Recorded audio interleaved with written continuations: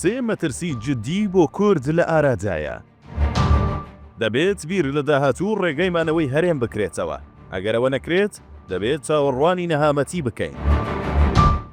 لە پەراوێزی سەردانەکەی ترامپ بۆ سعودیە و مەترسیەکانی بۆ سەر کورد. دەکرێت بڵین دۆخی ئێستای ناوچەکە دوای 7 ئۆکتۆبر و بە تایبەتیش دۆخی پاش ئەسەد بۆ کورد وەک دۆخی پاش شەڕی یەکەمی جیهانیە، واتە لە یەک کاتدا پڕە لە مەترسی و پڕیشە لە دەرفەت. ئەگەر لە کاتی خۆیدا سوود لە دەرفەتەکان وەرنەگیرێت ئەوە بە دڵنیاییەوە دەرفەتەکە لە کیس دەچێت و مەترسی و خەتەریاتی جددی شوێنی دەگرێتەوە. ئەوەی تا ئەم ئانوساتە دیارە و ڕوونا ئەوەیە لە ئێستادا تورکیا و ئیسرائیل لە سووریادا دنیایە کێشە و سەرێشە و دوژمنایەتیان لە نێواندا هەیە و ئەحمەد شەرعیش وەک سەرۆکی سووریا لەو دوانە زیاتر کێشە و سەرێشەی هەیە. تەنانەت ئەوەندە چەک و چەقەمەنی بەدەستەوە نەماوە بتوانێت ڕوبەڕووی دروزەکان بێتەوە. هەرم دۆخە دەرفەتی بۆ کورد لە سووریا ڕەخساندووە بیر لە دابینکردنی مافەکانی بکاتەوە و تامساتە وەختەش بە ژیری و ئاوەزی سیاسیەوە جوڵاوەتەوە. لێرە بە دواشەوە دەبێت بیر لە سیاسەتی ژیرانە لەگەڵ ناوەند بکاتەوە، چونکە بە دڵنیاییەوە دیمەشق هەروە لاواز نامێنێتەوە کە دواتر ئاماژەی پێدەدەین چۆن لە لاوازی ڕزگاری دەبێت. لە تورکیاش دەمێکە دەسەڵاتی سیاسی ئەنقەرە ئاژناغیلی خۆی دۆزیوەتەوە و بەباشی هەستی بەوە کردووە کە دوژمنانی تورکیا ڕۆژ لە دوای ڕۆژ ڕوویان لە زیادبوونە، بۆیە ئەگەر بێت و دوژمنانی تورکیا بیانەوێت لێی بدەن ئەوە تا بژاردەی کورد باشترین کارتی لێدانی دەسەڵاتی تورکیایە و دەکرێت بە کارتی کورد ئاسایشی ناوخۆیە وڵاتە بە ئاسانی بخەنە مەترسیەوە. لەمڕۆوە دەمێکە دەسەڵاتی سیاسی ئەنقەرە و تەنانەت پارتە ڕەگەز پەرستە دژە کوردەکانیش بەو پەڕی میهرەبانیەوە لەگەڵ کورد دەجوڵێنەوە. پڕۆژەی ئاشتەوایی و جەنگۆی ئازادکردنی سەرجەم بەندکراوانی سیاسی و بە تایبەتی سەلاحەدین دەمیرتاش و هەروەها ئەگەری چالاکی سیاسی پەکەکە لە ئایندەدا دەکرێت لەم سۆنگەوە خوێندنەوەی بۆ بکرێت. لە عێراقیشدا ئێران وەک پشتیوانی سەرەکی حەشد و دروستکردنی سەرێشەی بەردەوام بۆ کورد لاواز کراوە. حەشد وەک هێزی شەڕکەری سەرەکی بۆ لێدانی کورد خۆی لە مەترسی هەڵوەشاندنەوە و تواندنەوەدایە. دنیای عەرەبی سوننە متمانەی بەدەسەڵاتی شیعەی ئێستای بەغدا نییە. گرنگتر لەوەش مانەوەی کورد وەک پاژناخیلی دەسەڵاتی شیعەی بەغدا کارتی زێڕینی سەرجەم ئەو هێز و لایەنانەیە کە لە قەبابوونی دەسەڵاتی شیعەی بەغدانی گەرانن. لەمڕۆژەوە دەرفەتی زێڕین بۆ کورداتۆتە پێشەوە تا سەرجەم پرسەکانی چارەسەر بکات. ئەگەر شەڕ و ململانی دزێوی حیزبی و تەماحی پارەی نەوت وەلها بنرێت. سەرەڕای ئەمانە و هاوکات لەگەڵ دەرفەتەکان مەترسیش بۆ سەرپرسی کورد و دەسەڵاتەکانی لە داهاتوودا بەدی دەکرێت کە لێرەدا بە وردی ئاماژەیان پێدەدرێت. یەکەم، ئەگەری کردنەوەی دەرگا بەڕووی ئەحمەد شەرعدا. ئەوەی کە تا ئێستا ساغ بۆتەوە ئەوەیە بڕیارە ترامپ لە ڕۆژانی داهاتوودا سەردانی سعودیە و وڵاتانی دەوڵەمەندی کەنجاو بکات. دیارە ترامپ تا ئەم ساتە وەختە لە بەدیهێنانی زۆربەی بەڵێنەکانی کاتی بانگەشی هەڵبژاردنەکانی سەرۆکایەتی ئەمریکا چەقیوە، بۆیە بەڕژدی بە دوای امتیاز و دەستکەوتدا دەگەڕێت.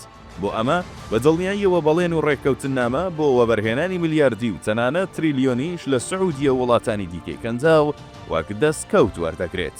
پێشتر و لە شیکاریەکدا ئەومان باس کرد کە ئەگەری جێبەجێکردنی ئەم بەڵێنە ئەگەری جێبەجێکردنی نییە و هەرتەنیا لەبەر دڵخۆشکردنی ترامپ بەڵێنی جێبەجێکردنی دەدەن. بەڵام ئەگەر بەڵێنیش بدەن دیارە ئەوانیش لە بەرامبەردا چەندین داواکاری بەرچاویان لە دۆناڵد ترامپ دەبێت. داواکاری سعودیەش بپلەی یەکەم وەستاندنی شەڕی غەزەیە. دووەم داواکاری سعودیە لە ترامپ دیدارە لەگەڵ ئەحمەد شەرع و پشتیوانی لە یەکپارچەیی خاکی سووریا.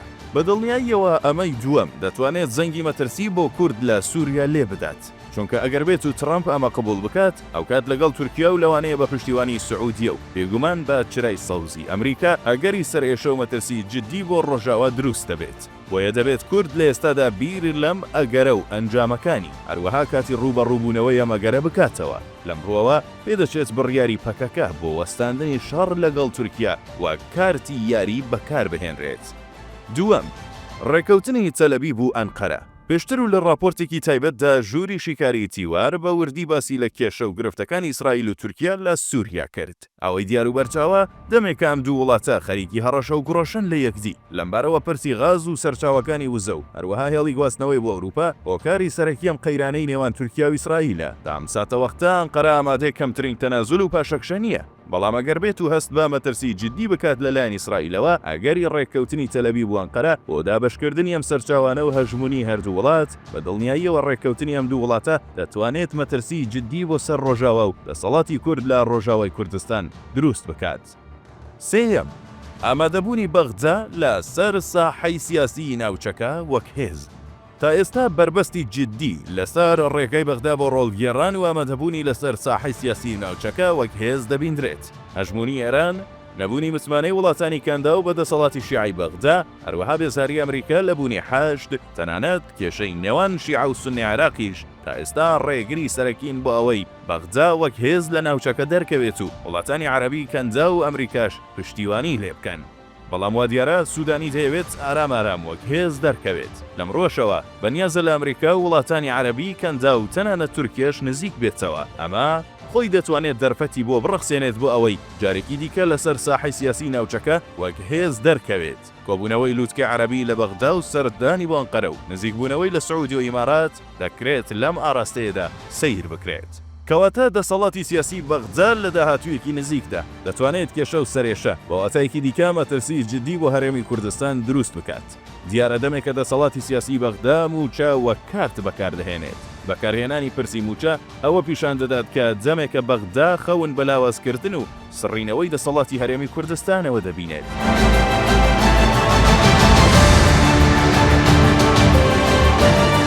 لەمڕۆوە پێدەچێت بە ئامادەبوونی دەسەڵاتی سیاسی بەغدا لەسەر ساحەی سیاسی ناوچەکەوە کێز لە ڕێگەی نەناردنی موچە و پەرەپێدانی ناڕەزایەتی و تەنانەت شەڕی حیزبیش لە کوردستاندا ئەوە بسەلمێنێت کە هەرێمی کوردستان بووەتە سەرێشە. لەم بارەوە ئیتر دەرفەت و بیان و بۆ بەغدا دروست دەبێت کە بە ئاسانی و تەنانەت لە ڕێگەی کارتی ناڕەزایەتی خەڵکی هەرێمەوە بیر لە پێچانەوەی ئەم دەسەڵاتە سیاسیە بکاتەوە. لە کۆتاییشدا سڵ لە ڕوخاندنی هێورانە ئەمکیانە سیاسیە دەستوریان نەکاتەوە. دیارە ئەمە لە ئێستاتە وەک ئەگەرێکی تەواو لاواز دەبیندرێت. بەڵام بە دڵنیاییەوە لە گەری ئامادەبوونی بەغدا لەسەر ساحەی سیاسی ناوچەکەوە کێز و لە بەرامبەریشدا درێژەکێشانی ڕەوتی ناکۆکی حیزبی لە هەرێمی کوردستاندا کارتی موچە دەتوانێت بە ئاسانی هەرێم و دەسەڵاتی سیاسی هەرێم تووشی کێشە و مەترسی جددی بکات. کۆیەم چیرۆکە بە ئێمە دەڵێت کورد لە ئێستادا و بەتایبەتی لە عێراق و سووریا و تەنانەت تورکیاش لە باشترین دۆخ و حاڵەتی خۆیدایە کەواتە پێویستە جیا لە بژاردە یەکڕێزی کورد پێگەی خۆیان لە کارتەوە بۆ یاریکەری سەر ساحەی سیاسی بگوازنەوە. ئەگەر بێت و لەم دەرفەتە کەڵکی گونجا وەرنەگیرێت بە دڵنیاییەوە لە داهاتوویەکی نزیکدا ئەم دەرفەتە شوێنی خۆی بۆ ئەو سێ مەترسیی باسمان کرد لەق دەکات بەتایبەت لە هەرێمی کوردستاندا. بۆیە ئیتر دەبێت بۆ یەک جاریش بوو بێت زۆر شت لە هەرێمی کوردستاندا بوەستێت و بیر لە داهاتوو ڕێگەی مانەوەی هەرێم بکرێتەوە. ئەگەرەوە نەکرێت دەبێت چاوەڕێی نەهامەتی بکەین.